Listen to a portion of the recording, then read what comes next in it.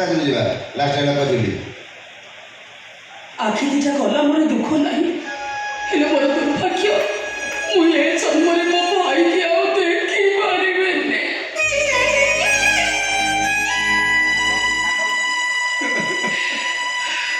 ଭାଇ ତମେ କାନ୍ଦୁଛ, ମୋ ଦୁଃଖ ଶୁଣି ତମେ କାନ୍ଦୁଛ।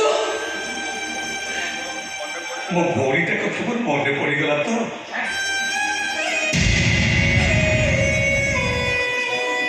ତମ ପରି ମୋର ବି ଜଣେ ଭଉଣୀ ଅଛି, ସିଏ ବି ମୋ ଠାରୁ ଦୂରେଇ ଯାଇଛି। ତାକୁ ଏ ଜୀବନରେ ମୁଁ ଦେଖିପାରିବି କି ନା ସେ କଥା ମୁଁ ଜାଣିନି।